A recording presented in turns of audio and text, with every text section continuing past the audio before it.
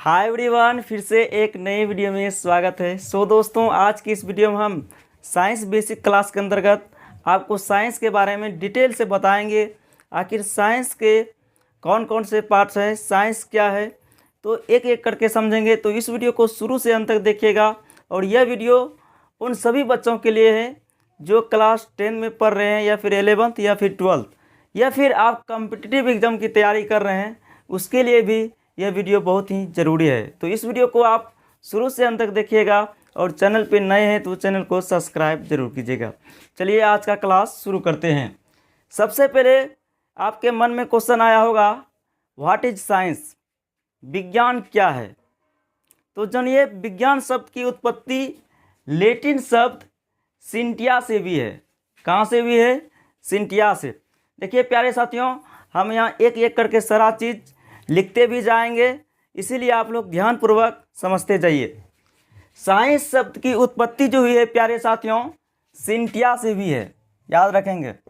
Science शब्द की उत्पत्ति जो हुई है सिंटिया से हुई है। SCIENTIA, Cynthia. इसका अर्थ होता है प्यारे साथियों जानना। इसका अर्थ क्या होता है? जानना अर्थात ज्ञान। ठीक है। साइंस शब्द की उत्पत्ति लैटिन शब्द सिंटिया से हुई है, जिसका अर्थ होता है जानना अर्थात ज्ञान। ठीक है। इसका प्रॉपर डिफिनेशन की बात करें, प्रॉपर परिभाषा की बात करें तो याद रखिएगा, मनुष्य के अवलोकन प्रयोगों से प्राप्त क्रमबद्ध ज्ञान को ही विज्ञान कहते हैं। ठीक है। साइंस का अर्थ होता है प्यारे साथियों विज्ञान। साइंस का अर्थ क्या होता है? विज्ञान। परिभाषा समझिए, मनुष्य के अवलोकन एवं प्रयोगों से प्राप्त क्रमबद्ध ज्ञान को ही क्या कहते हैं? विज्ञान कहते हैं। मनुष्य का जो अवलोकन है, अवलोकन करेगा, उसके बाद अवलोकन करने के पश्चात प्रयोगशाला में प्रयोग भी किया जाता है, और उससे जो निष्कर्ष बहुत सारा ज्ञान प्राप्त होता है, उसे ही कहते हैं विज्ञान। तो इसका प्रॉपर डेफिनेशन क्या बताए? मनुष्य के अवलोकन एवं प्रयोगों से प्राप्त क्रमबद्ध ज्ञान को ही, क्रमबद्ध मतलब वह एक के बाद एक, क्रमबद्ध ज्ञान अध्ययन किया जाता है। इसमें विज्ञान में क्रमबद्ध ज्ञान को ही क्या कहते हैं? विज्ञान कहते हैं। इसको याद रखेंगे। अब आगे क्वेश्चन आता है कि ब्रांच ऑफ साइंस यानी विज्ञान की कितनी शाखाएं होती है? विज्ञान की कितनी शाखाएं होती है? तो याद रखेंगे हम लोग, विज्ञान की मुख्य 2 शाखाएं होती है। ठीक है।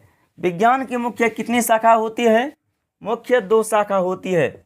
इसमें पहला आता है आपका फिजिकल साइंस। पहला इसमें क्या आता है? Physical science. ठीक है। और दूसरा आता है आपका बायोलॉजिकल साइंस। Biological science. ठीक है।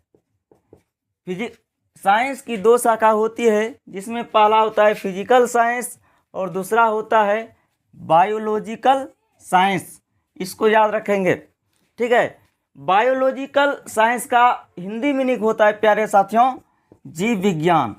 बायोलॉजिकल साइंस का अर्थ क्या होता है? जीव विज्ञान। अगर आपसे पूछे कि विज्ञान अर्थात साइंस के जनक कौन है, तो याद रखेंगे साइंस के जनक जो है, साइंस के जनक अरस्तु है। ठीक है। साइंस के जनक अरस्तु को कहा जाता है। यह क्वेश्चन हर एग्जाम में पूछे जाते हैं, बेसिक सा क्वेश्चन है। साइंस के जनक या विज्ञान के जनक जो है अरस्तु है। ठीक है। और फिजिकल साइंस का हिंदी होता है भौतिक विज्ञान। फिजिकल साइंस का हिंदी क्या होता है? भौतिक विज्ञान। ठीक है। तो याद रखेंगे। सबसे पहले समझिए भौतिक विज्ञान क्या है। ठीक है। यह जो है भौतिक विज्ञान, विज्ञान की वह शाखा है जिसके अंतर्गत हम लोग निर्जीव पदार्थों के बारे में अध्ययन करते हैं। निर्जीव पदार्थ क्या हुआ? जिसमें जीव नहीं है। जिसमें जीव नहीं है वही है निर्जीव पदार्थ। तो विज्ञान की वह शाखा जिसके अंतर्गत हम लोग निर्जीव पदार्थों के बारे में अध्ययन करते हैं, क्या कहलाता है? भौतिक विज्ञान। क्या कहलाता है? भौतिक विज्ञान। प्यारे साथियों, भौतिक विज्ञान को भी दो भागों में बांटा गया है, जिसमें पहला आता है आपका फिजिक्स। इसमें पहला क्या आता है आपका फिजिक्स। फिजिक्स को हिंदी में कहते हैं प्यारे साथियों भौतिकी के नाम से जानते हैं। फिजिक्स को हिंदी में क्या कहते हैं, भौतिकी। और दूसरा पार्ट जो होता है भौतिक विज्ञान का आपका आता है केमिस्ट्री। ठीक है, इसको याद रखिएगा। भौतिक विज्ञान का दूसरा पार्ट क्या आता है, केमिस्ट्री, जिसको हिंदी में कहते हैं रसायन शास्त्र। हिंदी में क्या कहते हैं, रसायन शास्त्र। ठीक है, सबसे पहले समझिए फिजिक्स क्या होता है, इसको पहले समझिए व्हाट इज फिजिक्स। ठीक है, अगर आपसे पूछे फिजिक्स क्या है तो आप दीजिएगा जवाब भौतिक विज्ञान की वह शाखा जिसके अंतर्गत हम लोग प्रकृति और प्राकृतिक घटनाओं का अध्ययन करते हैं, उसे कहते हैं भौतिकी। उसे क्या कहते हैं, भौतिकी। यानी कि प्राकृतिक घटना क्या हुआ, जो प्रकृति द्वारा घटना घटित होती है, जैसे बिजली का चमकना, यह कोई मानव नहीं करता है बल्कि ईश्वर द्वारा यह प्रदत्त है, ईश्वर द्वारा संचालित होता है बिजली का चमकना। ठीक है, बारिश का होना, ये सब क्या है, प्राकृतिक घटना है। और इन सब के बारे में किसके अंतर्गत अध्ययन करेंगे, फिजिक्स में ही। इसका देखिए, और फिजिक्स शब्द की उत्पत्ति ग्रीक शब्द, फिजिक्स शब्द की उत्पत्ति ग्रीक शब्द फ्यूसिस से भी है। किससे भी है, फ्यूसिस से। ठीक है, FUSIS, फ्यूसिस। इसका अर्थ होता है प्रकृति। फ्यूसिस का अर्थ क्या होता है, प्रकृति। इसको याद रखना है।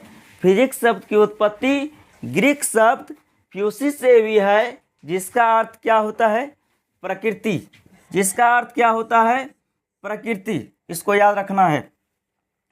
साथ ही साथ इसका हम इंग्लिश में भी डिफाइन कर सकते हैं, इंग्लिश में भी आपको बता देते हैं। The branch of physical science which deals with nature and natural phenomena is called physics. ठीक है, भौतिक विज्ञान की वह शाखा जिसके अंतर्गत प्रकृति और प्राकृतिक घटनाओं का अध्ययन किया जाता है, भौतिकी कहलाता है। ठीक है, the branch of physical science which deals with nature and natural phenomena is called physics. ठीक है, अगर आपसे पूछे कि फिजिक्स के जनक कौन है, फिजिक्स के जनक कौन है, तो याद रखेंगे फिजिक्स के जो जनक है सर आइजक न्यूटन है। फिजिक्स के जनक कौन है, सर आइजक न्यूटन। ये जो सर आइजक न्यूटन है, ये है प्राचीन भौतिकी के जनक। यानी कि फिजिक्स को भी दो भागों में बांटा गया है। कितने भागों में, दो भागों में, जिसमें आपका पहला आता है क्लासिकल फिजिक्स। पहला क्या आता है, क्लासिकल फिजिक्स, इसको याद रखेंगे। और दूसरा आता है आपका मॉडर्न फिजिक्स। दूसरा क्या आता है, मॉडर्न फिजिक्स। फिजिक्स का पहला भाग आता है क्लासिकल फिजिक्स और दूसरा भाग आता है आपका मॉडर्न फिजिक्स। याद रखेंगे, क्लासिकल फिजिक्स का हिंदी होता है आपका चिरसम्मत भौतिकी। चिरसम्मत भौतिकी। ठीक है, इसको याद रखेंगे। और मॉडर्न फिजिक्स का हिंदी होता है आधुनिक भौतिकी। मॉडर्न फिजिक्स का हिंदी क्या होता है, आधुनिक भौतिकी।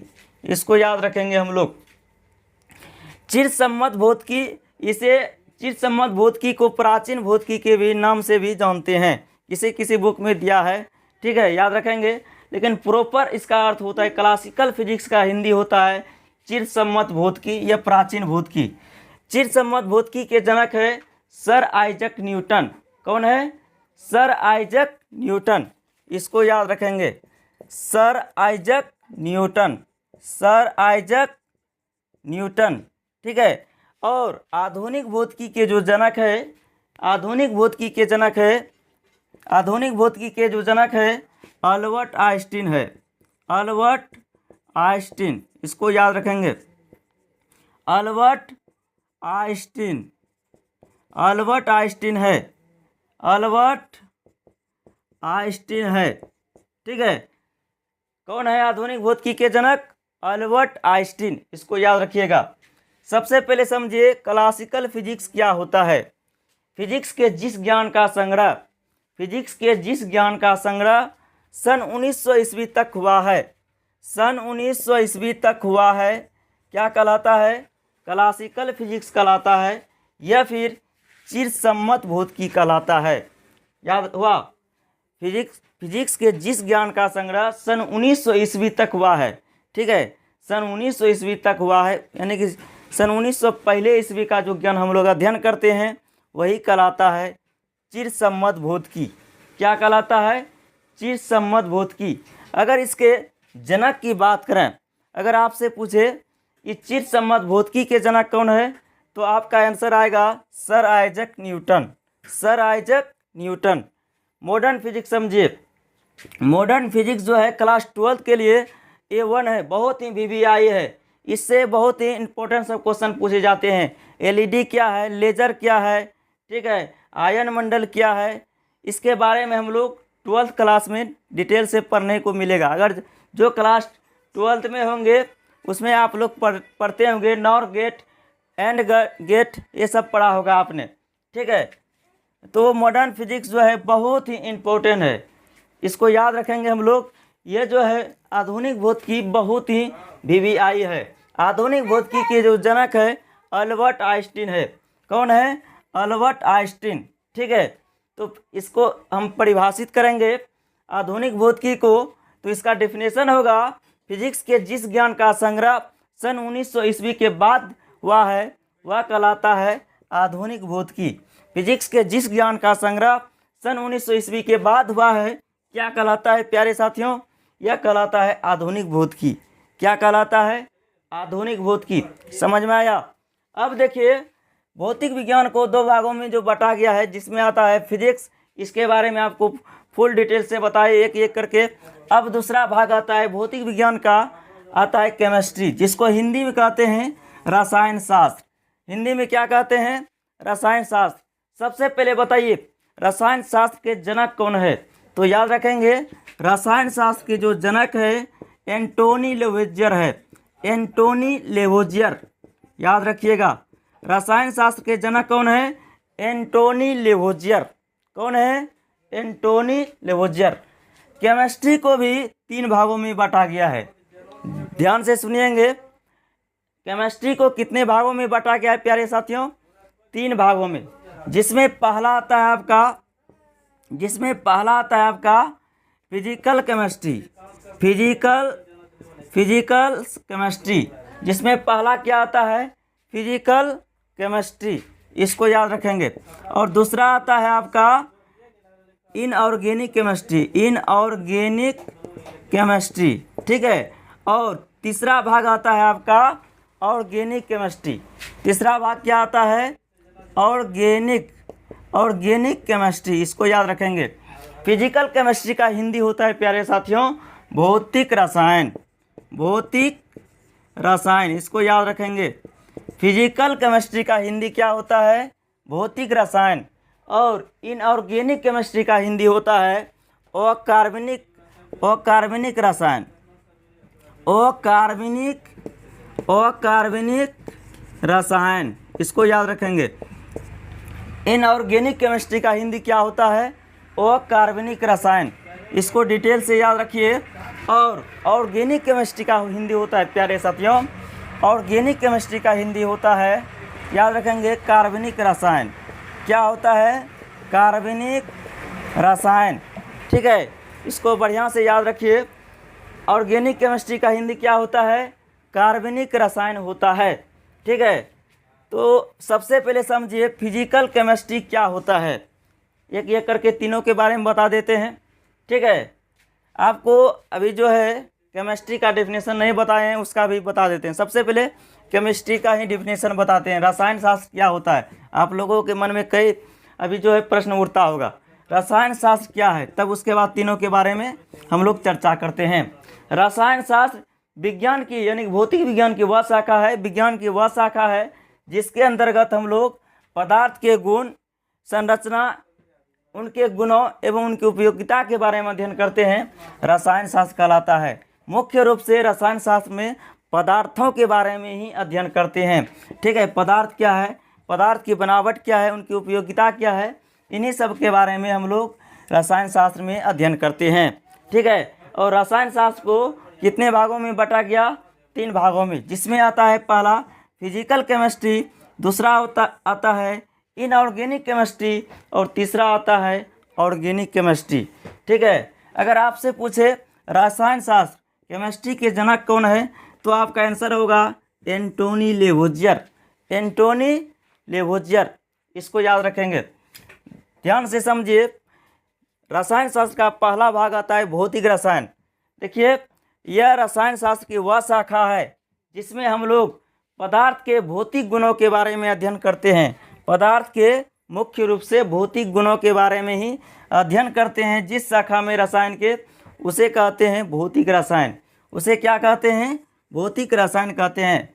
रसायन शास्त्र की वह शाखा जिसके अंतर्गत हम लोग पदार्थ के गुण, रासायनिक संयोग के नियम एवं रासायनिक प्रतिक्रिया को प्रभावित करने वाले कारकों के बारे में अध्ययन करते हैं, भौतिक रसायन कहलाता है।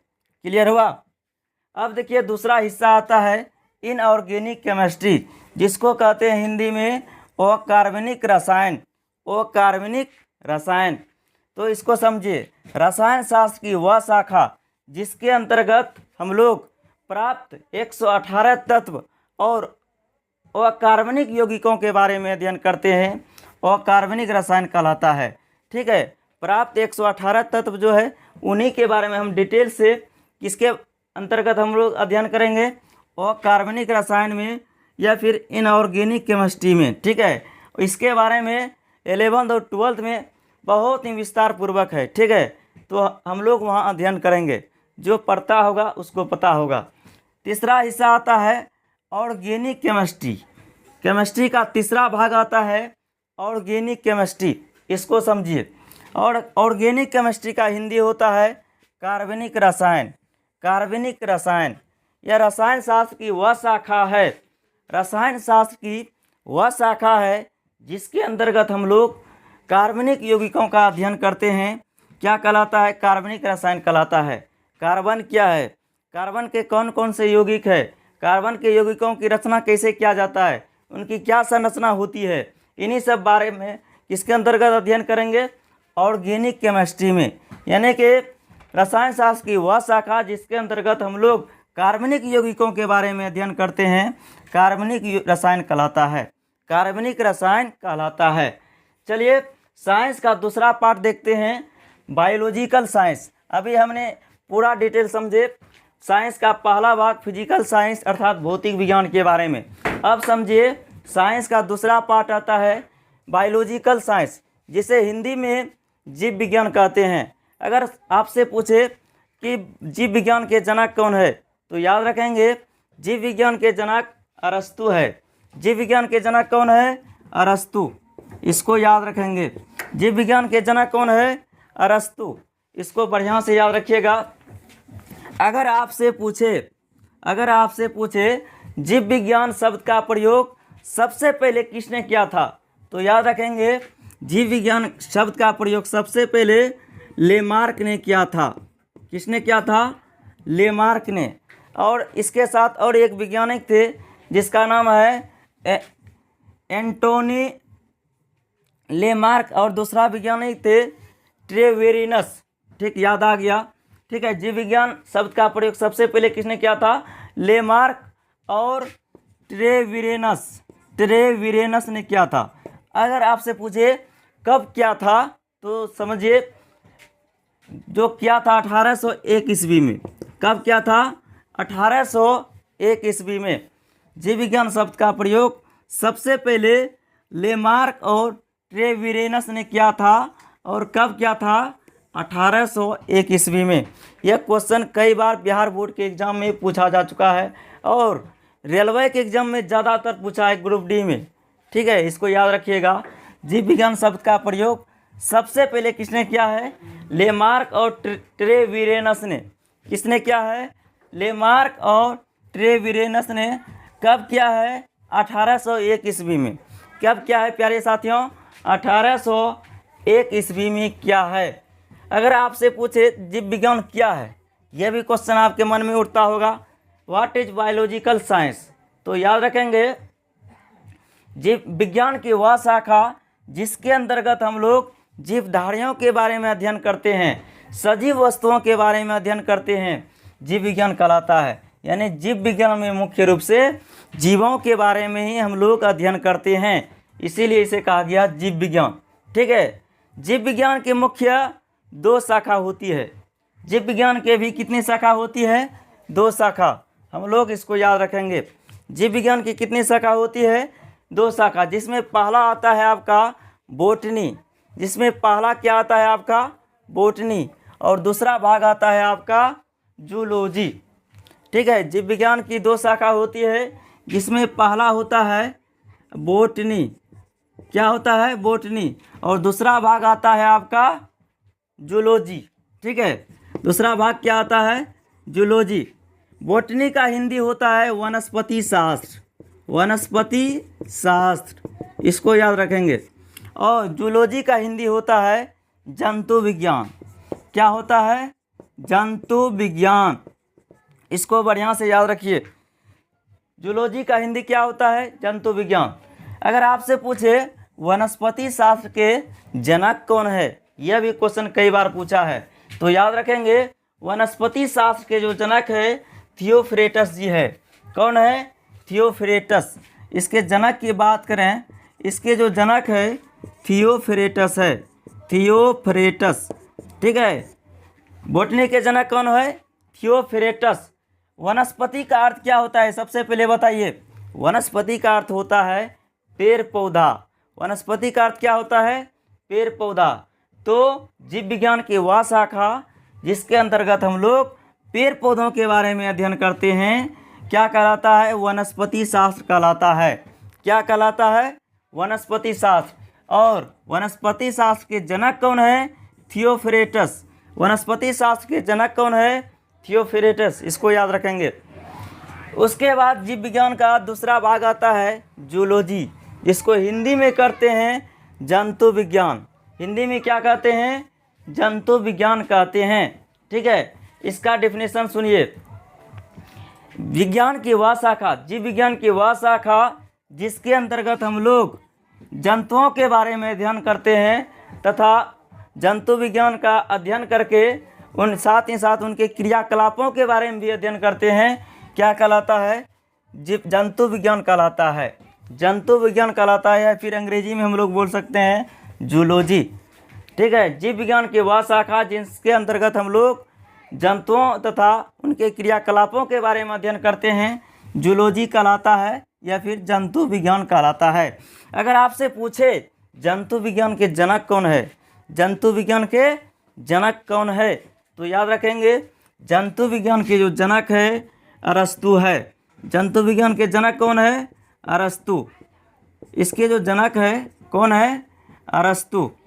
ठीक है, और जीव विज्ञान के और विज्ञान के भी जनक कौन है? अरस्तु है, इसको याद रखेंगे। और जीव विज्ञान के भी जनक कौन है? अरस्तु ही है। ठीक है, तो हमने साइंस का पूरा दुनिया आपको घुमाए। आई होप आप लोगों को सारा कॉन्सेप्ट, हर चीज़, परिभाषा समझ में आया होगा। तो मिलते हैं नेक्स्ट क्लास में, तब तक के लिए जय हिंद, वंदे मातरम।